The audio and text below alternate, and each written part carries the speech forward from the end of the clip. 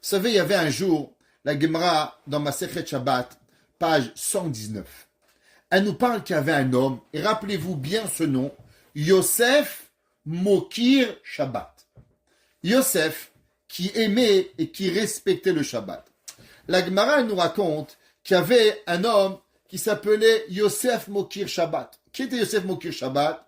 La Gemara dit qu'il avait un voisin, Goy, qui avait énormément de terrain, très très riche. Un homme qui était très riche. Ce Yosef Mokir Shabbat, qu'est-ce qu'il faisait? Tous les jours, il allait au marché. Et il demandait, c'est quoi les plus beaux fruits?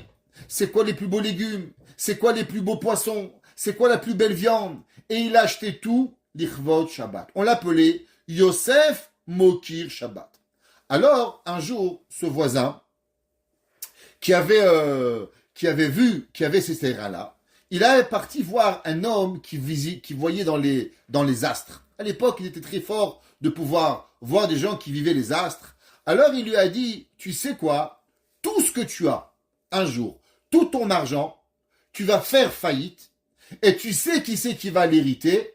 Yosef Mokir Shabbat. Il dit quoi? Toute ma vie, je travaille, j'investis, je prends des risques, dans les banques, et tout va partir à Yosef Mokir Shabbat. C'est impossible. Alors il est allé, il a vendu tout ce qu'il avait. Il a vendu tous ses terrains, ses maisons. Il s'est acheté un diamant énorme, qui valait des millions de dollars. Il a pris ce diamant-là. Et qu'est-ce qu'il a fait avec ce diamant? Alors la Gemara a dit, il a pris, il l'a mis dans son chapeau. Et dans son chapeau, il a cousu le diamant. Il dit voilà, comme ça, où je vais être, j'ai mon diamant. Et monsieur Yosef Mokir Shabbat, il ne pourra pas me prendre mon diamant. La Gemara nous dit qu'un jour, monsieur le Goy, il passait sur un pont. Et sur le pont, qu'est-ce qu'il y a? Pas sur le pont d'Avignon. Ok? Sur le pont, au moins ça suit quelqu'un. Alors, sur le pont, il y a du vent. Et le vent, il est venu, il a fait enlever le chapeau, et le chapeau est tombé dans la mer. Glou, glou, glou, glou, glou, glou, glou, glou. Et voilà, basta. Plus de chapeau, plus de diamant. Et lui, il criait, et il disait mon chapeau, mon chapeau, mon chapeau. Entre-temps, il y avait un poisson, un gros saumon. Il a vu quelque chose de brillant. Il est venu, il a avalé le diamant. Maintenant, Yosef Mokir Shabbat, un jour, vendredi, il allait au magasin. Il n'a pas trouvé des beaux poissons. C'était un petit poisson. Quelques heures avant Shabbat, les pêcheurs, ils ont pêché un gros poisson. Ils ont dit, mais à qui on va vendre ce poisson? Alors, ils ont dit, le seul qui va nous l'acheter tardivement maintenant, et qui sera prêt à ressalir sa maison pour pouvoir avoir un beau poisson pour Shabbat, Yosef Mokir Shabbat. Alors, ils sont allés et ils lui ont vendu. Et Yosef Mokir Shabbat, imaginez, mesdames, vous arrivez 2 heures avant Shabbat, tout est prêt, tout est là. Et votre mari, il arrive avec un gros poisson. Chérie, on va enlever les écailles, on va vider le poisson, on le sent, un saumon comme ça. Je connais pas beaucoup de femmes qui auraient accepté. Derrière chaque grand homme, il y a une grande femme, il faut le dire. Et Madame Yosef Mokir Shabbat, Baruch Haba chérie. Allez amener le poisson. Et on ouvre le poisson. Et qu'est-ce qu'on trouve dans le poisson? On trouve ce diamant énorme. Et la Gemara dit, il a vendu ce diamant à 13 aliyot chez Dinaré Zahav. Il a 13 tas de pièces d'or, il a vendu avec ce diamant. Ça veut dire une fortune colossale qui est arrivée. La Gemara dit, Paga Be'aou Saba. Il a rencontré un jour ce vieux monsieur. Et le Tosfot, il dit, c'est qui ce monsieur que Yosef Mokir Shabbat, il a rencontré? Tosfot, il dit, Eliyahu Hanavi. Tosfot dans Choulin, Daf'e, il dit, c'était qui ce monsieur? C'était Eliyahu Hanavi. Il lui a dit à Yosef Mokir Shabbat, Mishelava lichvot Shabbat, à Shabbat pour Réalo. Il lui a dit en araméen, Maïde Yaziv Shabbat par et Shabbata. Il lui a dit, celui qui prête au Shabbat, Shabbat, il lui rembourse. Il lui a dit, Eliyahu Hanavi, tu sais pourquoi tu as mérité tout cet or? Parce que toute ta vie, tu as investi au Shabbat. Tu crois que toi, tu donnes au Shabbat. Tu donnes rien au Shabbat. Tu fais que prendre du Shabbat. Tu as seulement prêté, mais le Shabbat un jour, il va te redonner. Ça veut dire qu'en vérité, le Shabbat, c'est lui qui donne. Alors, si on a compris ce principe que Shabbat, c'est lui qui donne, alors j'aimerais partager avec vous. Il se fait tard, juste dire une dernière chose parce qu'on va devoir sauter. Mais vous savez, qui était Yosef Mokir Shabbat? C'est marqué dans le Chidushé Harim. Le Chidushé Harim était le premier rabbi de la Chassidoute de Gour, qui était le grand-père du Sfat Emet, qui était un juif polonais qui avait appris chez le Sarav de Kotsk, où il va lancer la Chassidoute, le monde du chassidisme dans la Pologne. Et le Chidushé Harim, il dit que vous savez que chaque Tana, qui a un nom commun, par exemple, Rabbi Yehuda, il est en vérité en connexion avec qui? En connexion avec Yehuda, le fils de Yaakov. Quand un s'appelait Rabbi Shimon, il est en connexion avec qui? Avec Shimon, fils de Yaakov. Rabbi Lévi, avec Lévi, et ainsi de suite, pour pouvoir y arriver. Il avait un nitzot de Shimon ben Yaakov, et ainsi de suite.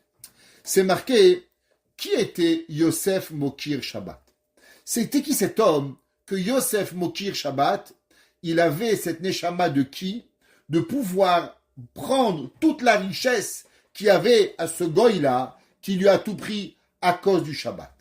Il dit le Chidushé Harim quelque chose d'incroyable.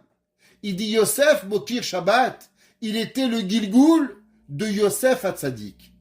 Vous allez me dire, ah ouais? Et quel est le rapport entre Yosef Hatzadik et Shabbat? Je connaissais qu'il était un homme simple, mais en quoi il a un rapport avec le Shabbat? Alors vous savez, c'est marqué qu'au moment où les frères de Yosef vont venir la deuxième fois, ils sont venus une fois, après ils vont venir une deuxième fois avec Binyamin. Et au moment où ils vont venir avec Binyamin, la Torah nous dit la chose suivante. C'est marqué, Vayomer la Asher al Beto. Yosef va dire aux personnes qui étaient en charge de sa maison, et il lui a dit, Haba et Anashim Abaita. Amène ces hommes-là chez moi à la maison, Vetavon Artevach, et égorge un agneau, Vehachen, et prépare. Nous dit le Midrash, qu'est-ce que ça veut dire prépare? Pourquoi il dit préparer? Il lui a dit fais l'abattage et cuisine. Qu'est-ce que ça veut dire prépare? De quoi nous parlons de préparer? C'est marqué dans le verset dans Iyov. Le verset dans Iyov, il dit la chose suivante, il dit Mi igdimani ve'shalem. Qui c'est qui m'a précédé, avec qui je dois payer? Un homme, t'as une maison, c'est grâce à moi. T'as une voiture, c'est grâce à Dieu. Tout c'est grâce à Kadosh Baruch Hu. Tu ne peux rien faire. Même quand tu veux dire merci à Hachem, tu vois, mais Hachem, tu sais, je te dis une Birkat Amazon. Ouais, le pain d'où tu l'as eu, et les arbres d'où tu les as eus, et la terre d'où tu l'as eu, et l'eau d'où tu l'as eu. Alors en vérité, même la mitzvah, on la doit à Kadosh Baruch Hu, parce qu'on peut rien faire sans Dieu. Il dit que Yosef Hatzadik, c'était quoi? Igdim veshamar et Shabbat ad shelo nitna. Dit le Midrash, tu sais qu'est-ce que c'est marqué Ve'achen? Eh bien, mesdames et messieurs, vous savez qui c'est qui était l'homme qui gardait Shabbat? Eh bien, c'est Yosef. Pourquoi Yosef? Parce que c'est quoi le Shomer Shabbat?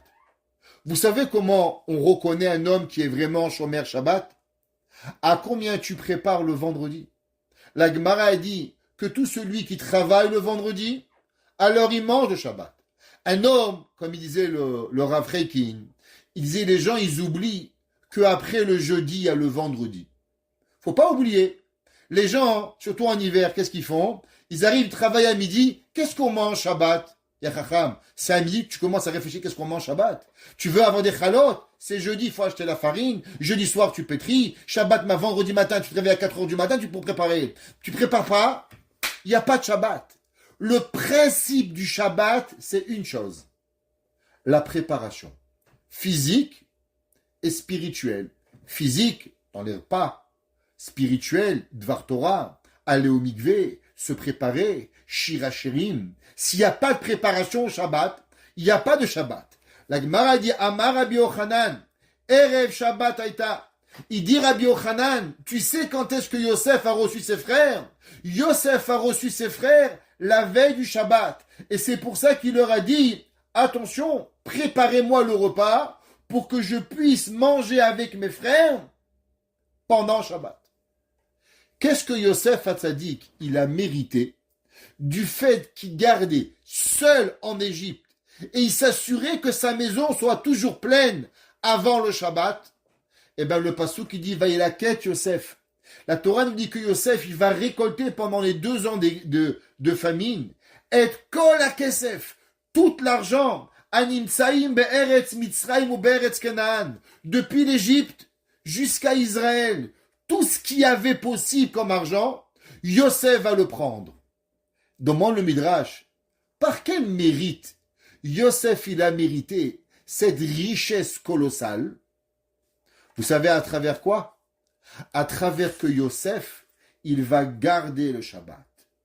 La Gemara nous dit que depuis la création du monde, c'est marqué, le Or HaChaim HaKadosh, il dit, vous savez, que depuis la Briat HaOlam, depuis la création du monde, écoutez bien ce qu'il dit le Or HaChaim HaKadosh, ou les Chaladat, et à toi de savoir, qui toi?